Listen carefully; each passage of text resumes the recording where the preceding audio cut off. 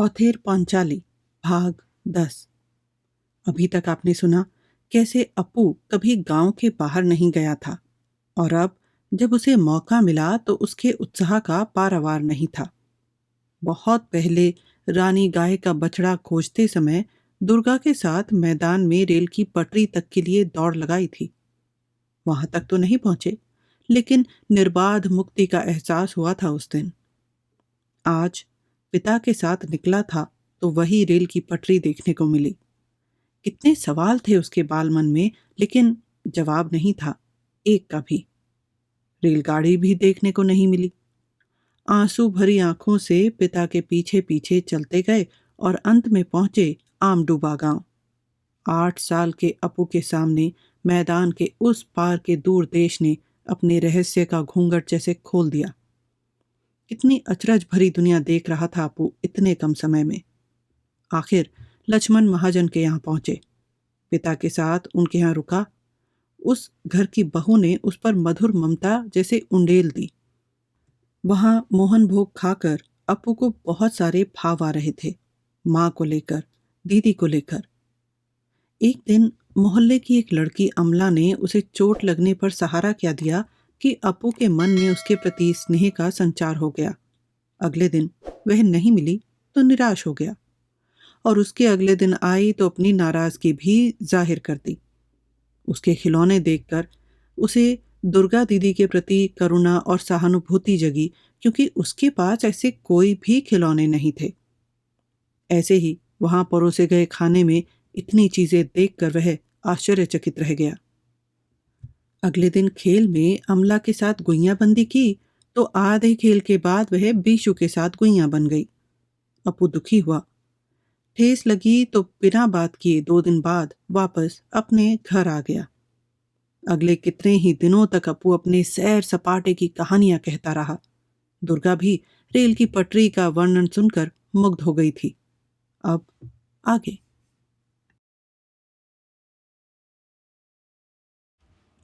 दिन ढल जाने के कारण सरजया ने अन्य मनस्क होकर ज्यों ही जल्दी में सदर दरवाजे से भीतर आंगन में पैर रखा, त्यों ही पतली रस्सी सी कोई चीज उसके कंधे से लगी और साथ ही साथ पट से टूट जाने की आवाज हुई और दोनों तरफ कुछ ढीला होकर आंगन में गिर पड़ा। यह सारा काम पलक मारते ही हो गया और यह कहना चाहिए कि कुछ अच्छी तरह देखा समझा नहीं था कि ऐसा हो गया। थोड़ी देर बाद अपू घर में आया।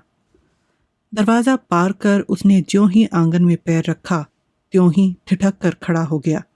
वह सहसा अपनी आंखों पर विश्वास नहीं कर सका। अरे, यह क्या? किसने हमारे टेलीग्राफ के तार तोड़ डाले? यह हानि इतनी अधिक और आकस्मिक थी कि वह तिलमिला गया। बाद में संभल कर उसने देखा कि आंगन की मिट्टी में गीले पैरों के दाग अभी तक बने हुए हैं। उसके मन के अंदर से किसी ने पुकार कर कहा, माँ के सिवाय और कोई नहीं हो सकता। जरूर ही माँ ने यह अनर्थ किया है। उसने घर में घुसकर देखा कि माँ बैठे बैठे बिल्कुल निश्चिंत होकर कटहल के कोए धो रही है। वह ठिठक कर खड़ा हो गया और नौटंकी के अभिमन्यु की तरह सामने की तरफ झुककर बांसुरी के सप्तम की तरह तीव्र मिठास के साथ चीख कर बोला, माँ, क्या मैंने पूरा जंगल छानकर उन चीजों को इकट्ठा नहीं किया था? सरजया पीछे की ओर मुड़कर अचरज के साथ बोली, तूने क्या इकट्ठा किया था? क्या बात है? क्या मुझे इन्हें इकट्ठा करने में कष्ट नहीं हुआ? क्या कांटों से मेरे हाथ पैर नहीं छिल गए? क्या पागल की तरह बकता है? बात तो बता। बात क्या बताऊं? मैंने इतनी मेहनत से टेलीग्राफ के तार टांगे और तुमने उन्हें तोड़ डाला, यही ना? तू तो हर समय अजीब अजीब काम करता रहता है। रास्ते के बीच में पता नहीं क्या टंगा था, टेलीग्राफ या मेलीग्राफ। जल्दी में आ रही थी तो टूट गया, तो अब क्या करूं? कहकर वह अपना काम करने लगी। ओह, इतनी भयानक हृदयहीनता! पहले वह यह जरूर सोचा करता था कि उसकी माँ उससे प्यार करती है। अवश्य बहुत दिन पहले ही वह इस भ्रांत धारणा से मुक्त हो चुका है। फिर भी वह कभी कल्पना में भी नहीं सोच सकता था कि उसकी माँ इस तरह निष्ठुर और पाषाणी है। कल दिन भर उसने नीलमणि ताऊ की जमीन, पालित घराने के आम का बाग, प्रसन्न गुरुजी की बांस की झाड़ी मंझाकर बड़े बड़े बीहड़ जंगल में अकेला घूमकर बड़ी कठिनाई से ऊंची डाल पर लटकी हुई गिलोय खोज लाया, जिससे कि रेल का खेल हो सके। और यहाँ देखो तो, उसने एकाएक माँ से एक बहुत कड़ी, बहुत ही चुभती हुई, हृदय द्रवित करने वाली बात कहनी चाहिए, और थोड़ी देर खड़ा रहकर शायद कुछ और सोच न पाकर उसने पहले से भी तीव्र सप्तम में कहा, मैं आज भात नहीं खाने का, कभी नहीं खाने का। माँ बोली, नहीं खाएगा तो ना खा, तेरे भात खाने से मेरे कोई सुरखाब के पर थोड़े ही लग जाएंगे। इधर तो रोज रसोई बन जाने तक भी धीरज नहीं धरता। नहीं खाएगा तो जा, देख लूंगी कि भूख लगेगी तो कौन खाने को देता है। बस पलक मारते ही सब ज्यों के त्यों रहे। माँ कटहल के बीज धो रही थी, पर अप्पू गायब था। वह कपूर की तरह उड़ सा गया था। ठीक उसी समय दुर्गा घर में आ रही थी, तो दरवाजे के पास उसने देखा कि अप्पू उसे बचाकर आंधी की तरह झपट कर बाहर जा रहा है। तब उसने अचरज के साथ पूछा, अरे अप्पू, ऐसे कहाँ जा रहा है? क्या हुआ है? मुझे भी तो बता। माँ बोली, तुम लोगों के अजीब रंग ढंग हैं, कुछ समझ में नहीं आता। काम करते करते और छोड़ नहीं लगता, और इसने रास्ते के बीच में कुछ टांग रखा था। मैं आ रही थी तो वह टूट गया। अब करूं तो क्या करूं? क्या मैंने जानबूझकर उसे तोड़ा है? इसी पर लड़का रूठ गया, धमका गया, भात नहीं खाऊंगा और क्या क्या। नहीं खाता तो जा, भात खाकर तुम लोग मेरे लिए कोई स्वर्ग में घंटा थोड़ी लगवा दोगे। माँ और बेटे में जब इस तरह ठन जाती थी तो दुर्गा को ही बीच बचाव करना पड़ता था। बहुत खोज तपास और पुकारा पुकारी के बाद उसने 2 बजे भाई को ढूंढ निकाला। उसका चेहरा कुम्हला गया था और वह उदास नैनों से राय घराने के बाग में एक आम के झुके हुए तने पर बैठा हुआ था। यदि कोई उसी दिन शाम को अप्पू के घर पर आकर देखता तो यह नहीं कह सकता था कि यह वही अप्पू है जो आज सवेरे माँ से रूठकर वनवासी हो गया था। आंगन के इस छोर से उस छोर तक तार टंगा हुआ था। अप्पू अचरज के साथ घूर घूर कर देख रहा था कि कुछ भी करना बाकी नहीं है। यह तो बिल्कुल रेल की पटरी पर लगे हुए तार की तरह हो गया है।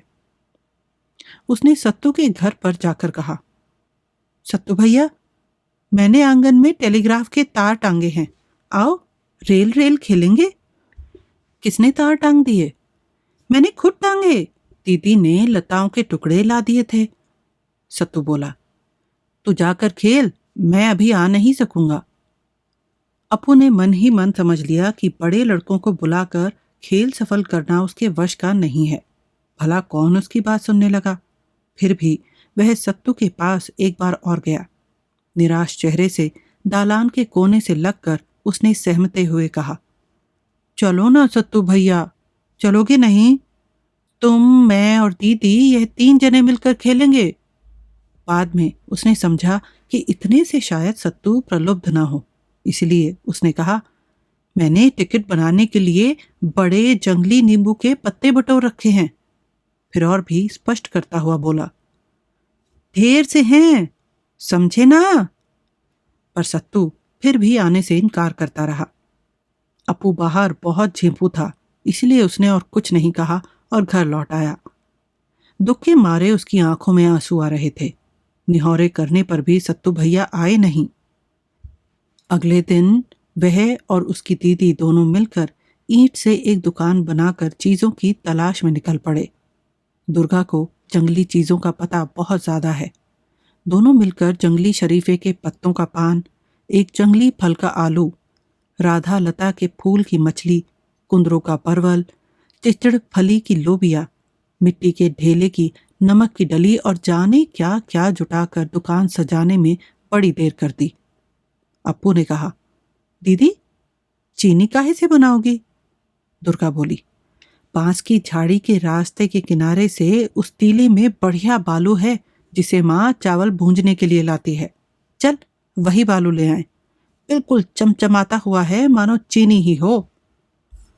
बांस के जंगल में चीनी खोजते खोजते वे पगडंडी के किनारे एक जंगल में घुस पड़े। इधर के पेड़ ऊंचे ऊंचे थे। चटका पेड़ की फुनगी पर एक बड़ी लता की घनी हरी गोद में लाल सुर्ख बड़ा सा कोई गोल फल लटक रहा था। अपू और दुर्गा दोनों उसे देखकर ललक गए। बड़ी मेहनत से थोड़े से फलों के साथ लता का एक अंश तोड़कर नीचे उतारा गया और फिर दोनों ने बड़ी खुशी में एक साथ दौड़कर फलों को मिट्टी से बटोरने लगे। पके हुए फल सिर्फ 3 ही थे। मुख्यतः दुकान की सजावट के लिए इन फलों का प्रयोग किया गया और वे ऐसे रखे गए कि खरीदार आए तो पहले ही उसकी दृष्टि उन पर पड़े। बड़े जोर से खरीद फरोख्त होने लगी। दुर्गा ने स्वयं ही पान खरीदकर दुकान के सारे पान समाप्त कर डाले। खेल कुछ आगे बढ़ा। इतने में सदर दरवाजे से सत्तू भीतर आया तो अप्पू ने बड़े तपाक से उसकी अगवानी की। बोला, सत्तू भैया, देखो ना कैसी दुकान सजी है, और देखो ना यह कितना सुंदर है। हम और दीदी मिलकर तोड़ लाए। यह कौन फल है यह तो बताओ, मालूम है ना यह कौन सा फल है? सत्तू बोला, वह तो महाकाल फल है, हमारे बाग में जाने कितने ही थे। सत्तू आया था, इसी पर अप्पू अपने को कृतार्थ मान रहा था। सत्तू भैया उनके घर में बहुत ही कम आता है। इसके अलावा वह बड़े लड़कों के गिरोह का सरदार है। उसके आते ही खेल में जो बचकानापन था वह जैसे लुप्त हो गया। बड़ी देर तक बड़े जोर के साथ खेल चलने के बाद दुर्गा बोली, भाई मुझे 2 मन चावल दो, बहुत महीन हो। कल मेरे गुड्डे की मंगनी है, बहुत से लोग न्योते पर आएंगे। सत्तू बोला, क्या हम लोगों का भी न्योता है ना? दुर्गा सिर हिलाकर बोली, जरूर जरूर, पर तुम लोग तो ठहरे कन्या पक्ष वाले, कल सवेरे आकर ठाट बाट से ले जाऊंगी। सत्तू भैया, रानी से कहना कि आज रात को थोड़ा चंदन घिस रखे, कल सवेरे ले आऊंगी। दुर्गा की बात अभी अच्छी तरह पूरी नहीं हुई थी कि सत्तू दुकान में बिकने के लिए रखी हुई चीजों में से कुछ उठाकर दरवाजे की तरफ लपका। साथ ही साथ अप्पू भी।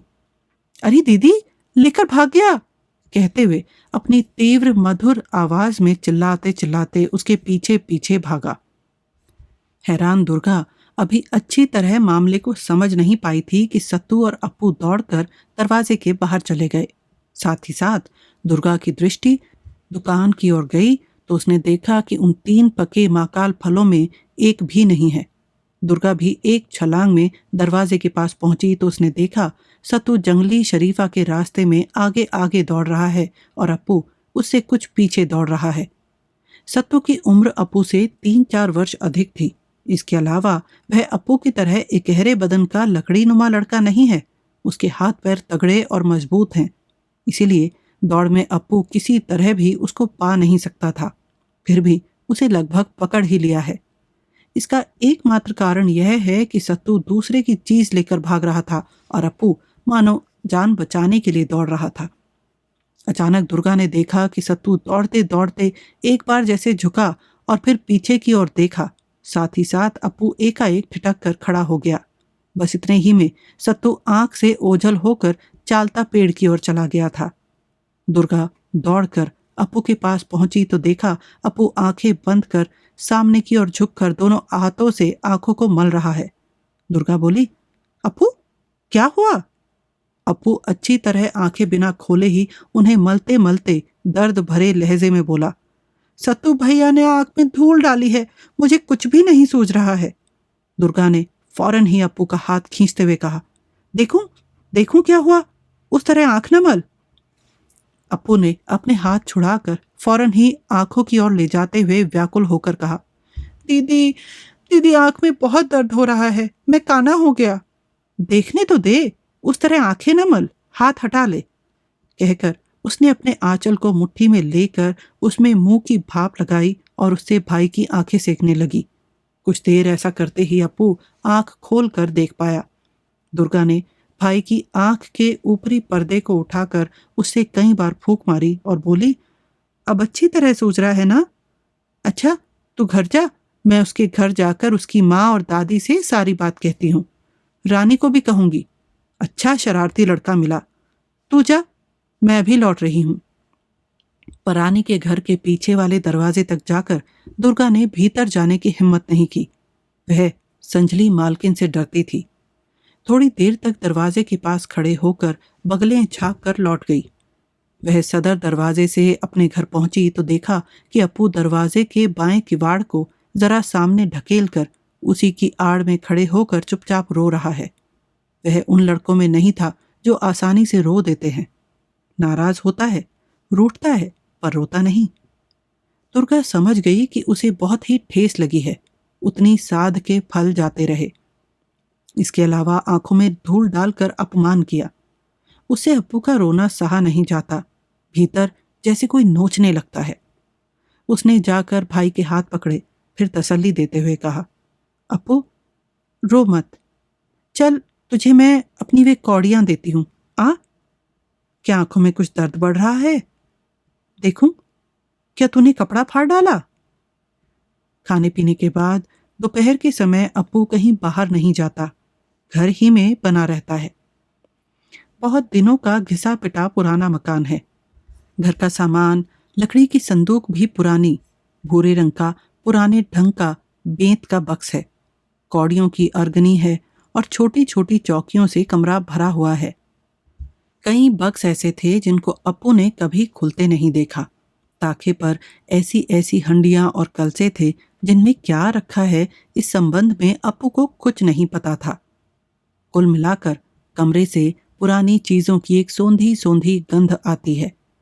वह यह नहीं जानता कि यह गंध काहे की है, पर उससे बहुत सी पुरानी बातें याद आ जाती हैं। ऐसी पुरानी बातें जब अप्पू नहीं था, पर यह कौड़ियों वाली अर्गनी थी। वह दादाजी के बेंत का बक्स था। वह बड़ी लकड़ी वाली संदूक थी और वह जो अमलतास पेड़ की फुनगी जंगल से झांक रही है। अब जो जगह खंडहर और जंगल से भरी हुई है, जहां कभी किसी का चौपाल था। कितने नाम के कितने लड़के और लड़कियां इस जमीन पर खेलते कूदते फिरते थे। वे अब छाया की तरह लुप्त हो गए हैं और तब से कितने दिन भी निकल गए।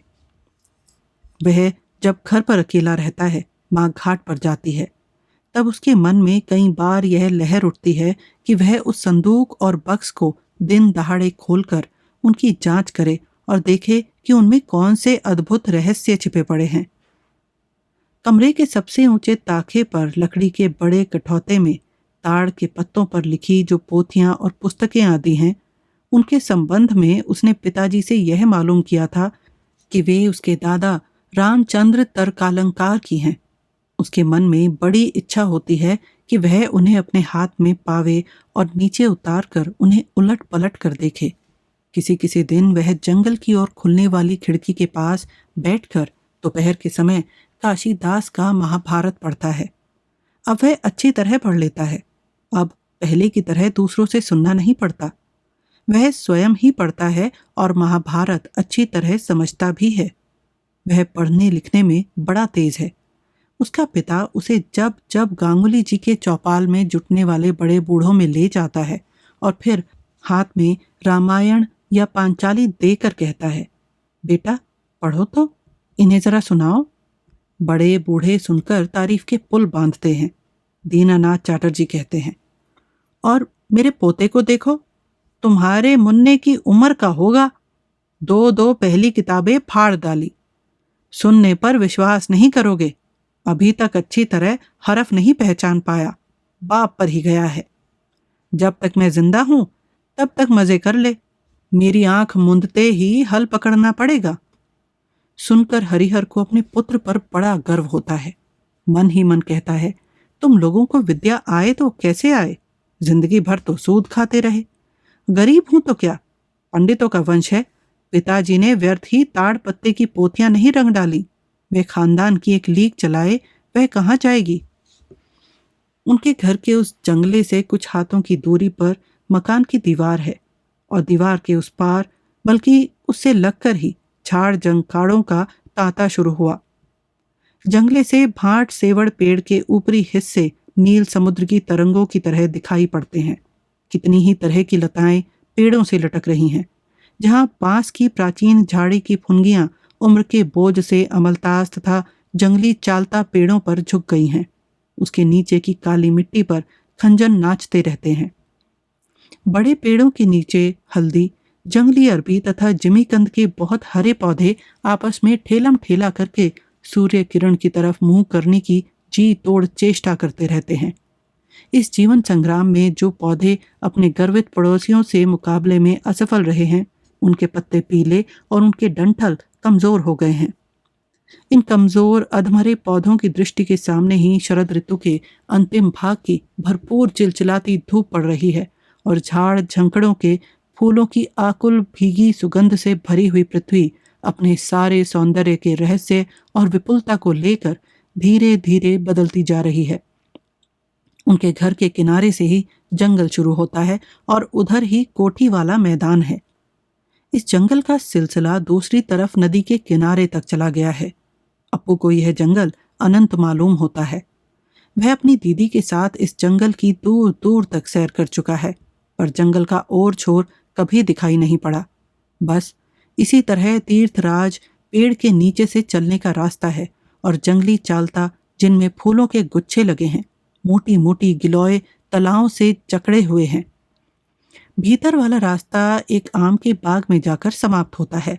फिर तरह तरह के पेड़ों के नीचे से होकर जंगली करेमा, नाटा कांटे की झाड़ी तथा मैना पौधे के झंकाड़ों से होते हुए जाने कहाँ पहुंच जाता है।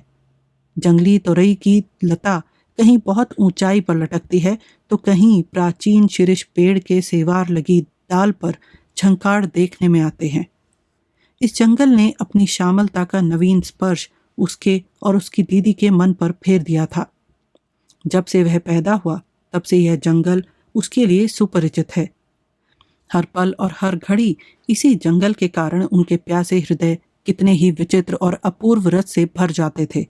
वर्षा के कारण तगड़े पड़े हुए घने हरे झाड़ों के ऊपर नाटा कांटा पौधे के सुगंधित फूल की पीली बालें, आसन्न सूर्यास्त की छाया में मैना कांटा की मोटी डालों की फुनगियों पर गिलहरियों का धीरे से आना जाना, पत्तों, फूलों, फलों की प्रचुरता और सर्वोपरि जब घने जंगल के किनारे के किसी झाड़ झंकाड़ पर कोई अज्ञात चिड़िया अकेली बैठी रहती है, तब उसके मन में जो विचित्र अपूर्व आनंद रस उत्पन्न होता है वह अनिर्वचनीय है।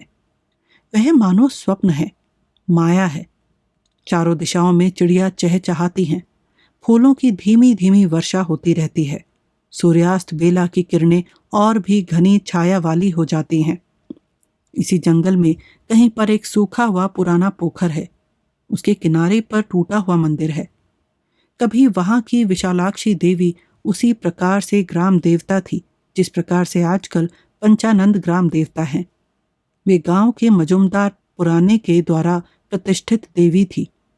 पता नहीं किस मामले में सफल होकर उन लोगों ने देवी के मंदिर में नर बलि चढ़ाई थी। इससे नाराज होकर देवी ने स्वप्न में यह कहा था कि वह मंदिर छोड़कर जा रही है और फिर नहीं लौटने की। यह बहुत पुरानी बात है। अब ऐसा कोई भी आदमी जिंदा नहीं है जिसने विशालाक्षी देवी की पूजा होते देखी है। मंदिर टूट फूट गया है और मंदिर के सामने का पोखर सूखकर एक निचान भर रह गया है।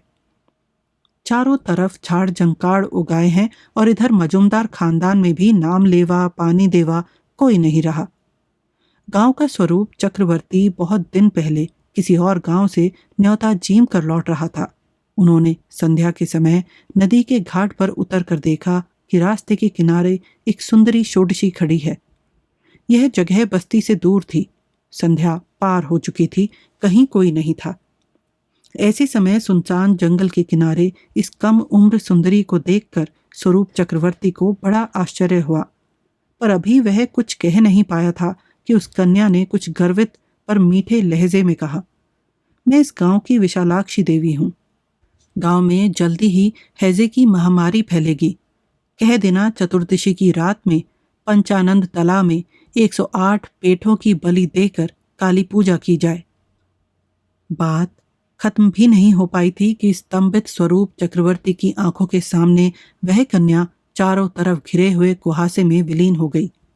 इस घटना के कई दिन बाद सचमुच ही उस गांव में बड़ी भयानक महामारी पड़ी थी। उसने इन बातों को जाने कितनी बार सुना था। जंगले के किनारे खड़े होने पर विशालाक्षी देवी की बात याद आती है। क्या देवी एक बार देखने को नहीं मिल सकती? वह जंगल के किनारे गिलोय की लता तोड़ रहा है, इतने में देवी प्रकट हो जाए। देखने में बड़ी सुंदर, लाल किनारे की साड़ी पहन रखी है, हाथ में और गले में दुर्गा जी की मूर्ति की तरह हार और कंगन पहन रखी है।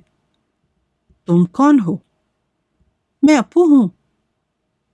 तुम बड़े अच्छे लड़के हो, कुछ वर मांगो। यह सोचते सोचते वह बिस्तरे पर जाकर लेट जाता है। कभी कभी मंद मंद हवा जाने कितने ही पेड़ पौधों और लताओं की कड़वी मधुर भीनी भीनी गंध लेकर आती है। ठीक दोपहर का समय है। बहुत दूर के किसी बड़े पेड़ की फुनगी पर बैठकर गांग चील रसा रसा कर बोलती है, मानो इस नन्हे से गांव के अतीत और वर्तमान तथा सारे छोटे मोटे सुख और दुख से कहीं ऊपर से वह बोल रही है। मानो शरद की दोपहरी के धूप भरे नीले निर्जन आकाश पथ पर वह कोई उदास घर से विरक्त पथिक देवता के सुकंठ का गायन है, जो दूर बहुत दूर में जाकर विलुप्त हो जाता है। कब उसकी आंखों पर नींद छा जाती है और वह सो जाता है, इसका उसे पता नहीं लगता। पर नींद से जगकर देखता है कि दिन ढल चुका है। जंगले के बाहर सारे जंगल में छाया उतर गई है। बांस की फुनगियों में लाल धूप अभी हिलोरें ले रही है। हर रोज इसी समय, ठीक इसी प्रकार छाया भरी शाम के समय सुनसान जंगल की ओर देखते देखते उसके मन में अद्भुत बातें आती हैं। उसका मन अज्ञात आनंद से भर उठता है। उसे ऐसा जान पड़ता है कि कभी इसके पहले जैसे इसी तरह पेड़ पौधों लताओं पत्तों की मीठी गंध से भरे हुए दिन आए थे। उन दिनों में उसने जो आनंद उठाया था, उसकी अस्पष्ट स्मृति आकर इन दिनों के भविष्य को किसी अनिर्दिष्ट आनंद की दशा में ले जाती है। ऐसा लगता है जैसे कुछ होगा, यह दिन व्यर्थ नहीं जाने का। मानो इसके अंत में कोई बड़ा आनंद उसकी प्रतीक्षा में घात लगाए बैठा है। इन शामों के साथ आजन्म साथी सुपरिचित आनंद से पूर्ण इस बहरूपीय जंगल के साथ रहस्यमय स्वप्नपुरी की कितनी बातें मिली हुई हैं। बांस की फुनगियों के ऊपर के छाया भरे आकाश की ओर ताककर उसे यह दिखाई पड़ जाता है कि एक तरुण वीर की उदारता का फायदा उठाकर किसी मंगते ने उसके अक्षय कवच कुंडल मांग लेने के लिए हाथ पसार रखा है। पीठी का पानी पीकर कहीं का एक नन्हा सा गरीब लड़का अपने हमजोलियों में जाकर मैंने दूध पी लिया, मैंने दूध पी लिया कहकर उल्लास में नृत्य करता है।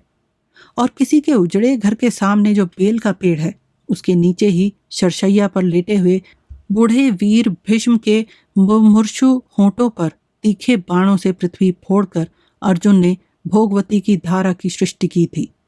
प्रथम यौवन में सरयू तट के कुसुमित कानन में मृग्या करते समय राजा दशरथ ने मृग के भ्रम में पानी खोजने वाले एक दरिद्र बालक को मार डाला था।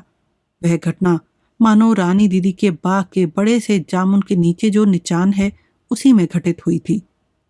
उनके घर पर एक पुस्तक है जिसके सब पन्ने पीले पड़ गए हैं। जल्द का कुछ हिस्सा गायब है। उसका नाम वीरांगना काव्य है, पर लेखक का नाम नहीं मालूम। बात यह है कि शुरू के पन्ने फट गए हैं। पुस्तक उसे बहुत पसंद आती है। उसमें उसने पढ़ा है, मैंने पास ही देखी एक झील, उस झील के किनारे एक राजरथी पड़े हैं लोटपोट, घुटना उनका गया है टूट। देखकर मैं रो पड़ा, हे नाथ, यह क्या दुस्वप्न दिखाया मुझे। कुलुई चंडी देवी के व्रत के दिन वह माँ के साथ गांव के उत्तर वाले मैदान में जिस पुराने सूखे हुए पोखर के पास जहां वन भोजन करने जाता है, किसी को मालूम नहीं है वही पोखर महाभारत की द्वैपायन झील है। उस सुनसान मैदान के पोखर के बीच में वह घुटना टूटा हुआ वीर अकेला रहता है। उसे ना तो कोई देख पाता है और ना कोई उसकी तलाश करता है। उत्तर वाले मैदान के केले और बैंगन के खेतों से किसान लौट आते हैं। चारों ओर सन्नाटा छा जाता है। सोना डांगा वाले मैदान के उस पार के अनाविष्कृत निर्जन अनजाने देश में चंद्रहीन रात्रि का घना अंधेरा धीरे धीरे फैल जाता है। उस समय हजारों वर्ष की पुरानी मानवीय वेदना कभी तो गरीब बाप के छल से मुग्ध सरल बालक के उल्लास में, कभी एक अभागे साथियों से बिछड़े असहाय राजकुमार के चित्र में उसके बढ़ते हुए उत्सुक मन की सहानुभूति से जग उठकर सार्थक हो जाती है। उस अज्ञातनामा लेखक की पुस्तक को पढ़ते पढ़ते कई बार उसकी आंखें गीली हो जाती हैं। उसके पिता घर पर नहीं हैं। वे घर पर होते हैं तो उसे कमरे में बंद रहकर सबक धोखना पड़ता है। एकदम दिन ढल जाता है, फिर भी छुट्टी नहीं होती। उसका मन उतावला हो जाता है और कितनी देर बैठकर वह शुभंकरी की आर्या कंठस्थ करे। क्या उसे खेलने को नहीं मिलेगा? अब दिन कहाँ रहा। पिताजी पर बहुत ही क्रोध आता है और अभिमान जाग उठता है। एकाएक अप्रत्याशित ढंग से छुट्टी हो जाती है। वह जल्दी में किसी तरह किताबों को समेटकर पटक देता है और छाया भरे दालान में जाकर खुशी से नाचने लगता है। यह शाम बहुत ही अपूर्व और अद्भुत मालूम देती है। निविड़ छाया से भरे पेड़ पालों के किनारे पर खेलने का स्थान है। गिलॉय लता के तार टंगे हुए हैं। खजूर की डालों की छाया है। जंगल की ओर से ठंडी ठंडी गंध आती है। थोड़ी सी लाल धूप ताऊ जी के उजड़े घर के जंगली नींबू के माथे पर चमकती रहती है। उज्ज्वल बादामी रंग के परों वाले तेड़ो नामक चिड़िया जंगली करेमा की झाड़ी में उड़कर बैठ जाती है। ताज़ी मिट्टी की गंध आती है। बच्चे के संसार में खुशी लबरेज होकर छलछला उठती है। वह भला कैसे किसी और को समझाए कि यह आनंद क्या है। यह आनंद तो गूंगे का गुड़ है। संध्या के बाद सरजया ने फा चढ़ा रखा था। अप्पू सामने ही आंगन में चटाई बिछा कर बैठा है। बहुत अंधेरा है। झिंगुर बोल रहे हैं। अप्पू ने पूछा, दुर्गा पूजा के अब कितने दिन रहते हैं? दुर्गा रात पर तरकारी काट रही थी। बोली, अब 22 ही दिन रहते हैं ना माँ? उसका हिसाब पक्का था। पिताजी घर आएंगे, अप्पू माँ और उसके लिए खिलौने कपड़े आलता लाएंगे। अब वह बड़ी हो गई है, इसलिए माँ उसे दूसरे मोहल्ले में जाकर न्योता खाने नहीं देती। वह अब यह लगभग भूल गई है कि लूची का स्वाद कैसा होता है। चांदनी से खिली हुई कोजागरी पूर्णिमा की रात में पास के जंगल में रोशनी और छाया के ताने बाने वाले रास्ते में वह पहले के जमाने में मोहल्ले मोहल्ले घूमकर लक्ष्मी पूजा की खीलें और लाइयां आंचल भर कर ले आती थी। घर घर में शंख बजता है। रास्ते में लूची तलने की गंध आती रहती है। शायद ही अब मोहल्ले के किसी घर से एक नैवेद्य की थाली चली आती है। वह भी बहुत खील बताशे ले आया करती थी। उसकी माँ 2 दिनों तक उसी का कलेवा करती थी और खुद भी खाती थी। पर उस बार संजली मालकिन ने कहा था, शरीफ घर की लड़की है, वह नीच लोगों की तरह घर घर खील बताशे मांगती क्यों फिरती है? ये अच्छा नहीं लगता। बहू, तुम उसे अब इस तरह ना भेजा करो। तब से वह नहीं जाती। दुर्गा बोली, ताश खेलोगी? अच्छा, उस कमरे से ताश की जोड़ी ले आ। दुर्गा ने जैसे किसी विपत्ति में पड़कर अप्पू की ओर देखा। अप्पू हंसकर बोला, चल मैं खड़ा होता हूँ। माँ बोली, इधर तो इस तरह डरती है, पर दिन भर सब जंगलों का चक्कर काटती रहती है, तब यह डर कहाँ जाता है? रात में इस कमरे से उस कमरे में जाना पड़ता है तो बस घिघी बंध जाती है। अप्पू यजमान के घर से यह ताश की जोड़ी ले आया था। अप्पू अभी तक सारे पत्ते नहीं पहचानता। बीच बीच में वह अपने हाथ से ताश विपक्षी दल की खिलाड़ी अपनी माँ को दिखाकर कहता है, माँ, यह कौन सा रंग है? क्या यह ईंट है? माँ जरा देखो तो। दुर्गा का मन आज बहुत खुश है। रात को अक्सर खाना नहीं पकता। उसी जून का बासी भात और तरकारी रहती है। आज भात बन रहा है, तरकारी पकेगी। यही उसकी खुशी का कारण है। आज जैसे कोई उत्सव है। अप्पू बोला, माँ, ताश खेलते खेलते तुम श्यामलंका वाली कहानी तो सुनाओ। अचानक वह माँ की गोद में सिर रखकर लेट जाता है। माँ के चेहरे पर हाथ फेरते हुए उसने मचल कर कहा, माँ, तुम वह कविता तो सुनाओ, वही श्यामलंका मसाला बांटती है, मिट्टी में केश लौटते हैं। दुर्गा बोली, खेल के समय कविता कहेगी तो खेलेगी कैसे? उठ। सरजया बोली, तुझे यह पतालकली कहाँ से मिली? कुसाइयों का बड़ा बाग है ना, वहां रानी गाय को खींचते हुए एक बार तेरे साथ में गई थी, है ना अप्पू? वहां बहुत से फूल खिले थे। बड़ा जंगल था ना, इसीलिए किसी को पता नहीं लगा था। पता लगता तो लोग ले जाते। अप्पू बोला, तुम वहां गई थी? वह तो बीहड़ जंगल है। सरजया बार बार स्नेह के साथ लड़के की ओर देख रही थी। अभी उस दिन का अप्पू, जिसे आ चांद मुन्ना के माथे पर टी का दे जा कहने पर वह यांत्रिक गुड़िया की तरह अपने चांद से मुखड़े को मुट्ठी बंद हाथ की ओर झुका देता था। वही अप्पू आज ताश खेलने बैठा है। उसे यह दृश्य बिल्कुल अनहोनी मालूम होता है। यदि अप्पू ठीक से खेल नहीं पाता या उम्मीद लगाकर भी वह कोई हाथ नहीं जीत पाता था, या अप्पू के हाथ में खराब ताश और उसके हाथ में अच्छे ताश आते थे, तो विपक्षी खिलाड़ी होते हुए भी माँ को दुख होता था। दुर्गा बोली, आज क्या हुआ जानती हो माँ? अप्पू बोला, जो तुमने बताया तो मैं तुमसे कुट्टी कर लूंगा। जरा बताकर तो देखो। कुट्टी कर दे तो भला से। बात यह हुई, इसे पोस्ता दाना का नाम भी मालूम नहीं है। राजा जी के घर में पोस्ता दाना सुखाया जा रहा था, तो यह देखकर बोला, रानी दीदी यह क्या है? रानी बोली, यह मुलहटी है, खाकर तो देख। बस इसने उसे खाकर देखा और यह समझ नहीं पाया कि पोस्ता खा रहा है। यह इतना बुद्धू है। अप्पू ने कहा तो था कि वह दीदी के साथ कुट्टी करेगा, पर वह कुट्टी नहीं करेगा।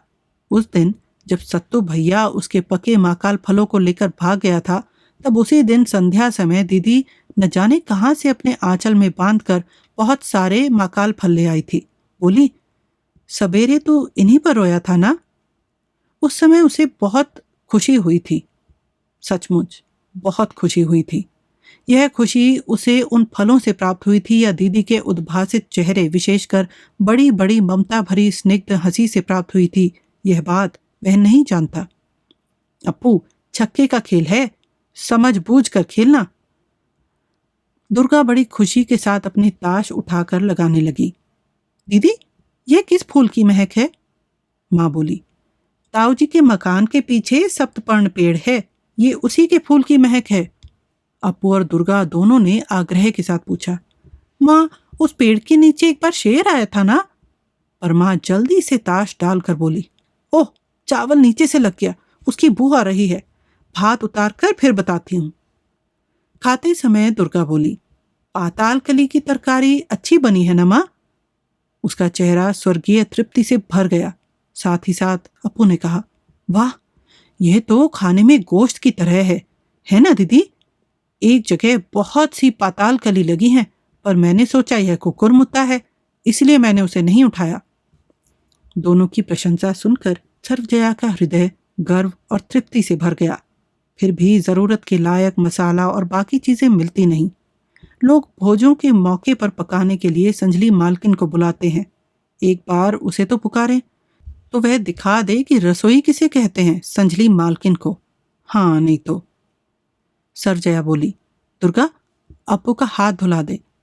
तू यह क्या कर रहा है? कहीं आंगन के बीच में हाथ मुंह धोते हैं? रोज बताती हूं कि उधर। पर अप्पू एक कदम भी आगे बढ़ना नहीं चाहता। सामने वह टूटी दीवार की दरार है।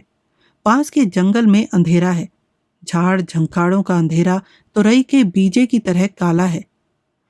उजड़ा हुआ घर, फिर और कितनी ही अज्ञात विभीषिकाएं हैं, उसकी यह समझ में नहीं आता कि जब जान इस तरह जोखिम में है, तब आंगन के बीच में मुंह धोने से कौन सा अनर्थ हो जाएगा।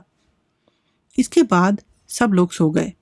रात गहरी हो गई और सप्तपर्ण फूल की तेज महक से लदी हुई रात की हवा हेमंत की ओस से गीली होकर बह रही थी। आधी रात के समय बांस के जंगल के ऊपर कृष्ण पक्ष की चांद की म्लान चांदनी ओस से भीगे हुए पेड़ पालों और डालों तथा पत्तों पर चमक रही थी। रोशनी और अंधेरे की अपरूप माया से जंगल परियों के सोए हुए देश की भांति रहस्य का घूंघट ओढ़ लेता है। कहीं से हवा का सनसनाता हुआ झोंका अमलतास की डाल को हिलाकर और कुंदरू की झाड़ियों की फुनगियों को लर्जाकर चला जाता है। कभी कभी ऐसे समय अप्पू की नींद टूट जाती थी, मानो वही देवी आई है, गांव की भुलाई हुई अधिष्ठात्री विशालाक्षी देवी। इच्छामती की अनार के रेशों की तरह स्वच्छ जलधारा में तथा सेवार भरे ठंडे कीचड़ में बहुत दिन पहले उस देवी के चरण चिन्ह लुप्त हो गए। यहाँ तक कि नदी तट के प्राचीन सप्तपर्ण ने भी शायद उनका दर्शन नहीं किया। कभी पुराने जमाने की अधिष्ठात्री देवी के मंदिर में फूल फल नैवेद्य के ठाट से पूजा होती थी, पर आजकल के लोग उन्हें जानते भी नहीं। पर देवी अभी इस गांव को नहीं भूली है। जब बहुत रात बीतने पर गांव में सन्नाटा छा जाता है, तब वह जंगलों में कलियों को चटकाकर फूल खिलाती हुई घूमती हैं, चिड़ियों के बच्चों की देखभाल करती हैं। उजाली रात के अंतिम प्रहर में छोटे छोटे छत्तों को तरह तरह के जंगली फूलों को मीठे शहद से भर देती हैं। देवी जानती हैं कि किस झाड़ के कोने पर वासक अपने फूलों से लदे सिर को छिपाए हुए पड़ा है। बिहड़ जंगल में सप्तपर्ण फूल के गुच्छे कहाँ पेड़ की आड़ में प्रसुप्त हैं। इच्छामती के किस मोड़ पर हरी सेवार की दरारों में नील पंखुड़ियों वाले करेमा के फूल भीड़ बनाकर जमा हैं। कांटे वाले पौधों की झाड़ियों में कहाँ पर टुनटुनी चिरैया के बच्चे नींद से जग गए हैं। उनके रूप की स्निग्ध ज्योति से जंगल जैसे लबालब भर गया है। रात का रूप सन्नाटे, चांदनी, सुगंध, अस्पष्ट आलोक और अंधकार की माया से खूब निखरा है, पर पौ फटने के पहले ही वन लक्ष्मी कहीं पर विलीन हो जाती है। स्वरूप चक्रवर्ती के बाद कभी किसी को उनका दर्शन नहीं प्राप्त हुआ।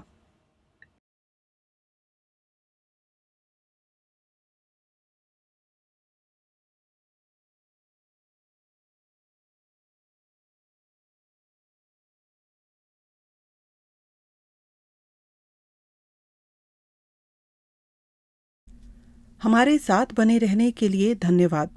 आपको अभी तक ये कहानी कैसी लगी, हमें नीचे कमेंट बॉक्स में बताएं। आपके कमेंट्स और लाइक हमें प्रोत्साहित करते हैं और इससे चैनल की भी मदद होती है। अपने दोस्तों और परिवार के साथ कहानियाँ शेयर कीजिए और अगर आपने अभी तक सब्सक्राइब नहीं किया है तो सब्सक्राइब करें और साथ में बेल आइकन दबाना न भूलें। इससे हमारे अपडेट्स आपको सबसे पहले मिलेंगे। जल्दी ही मिलते हैं कहानी के अगले भाग के साथ।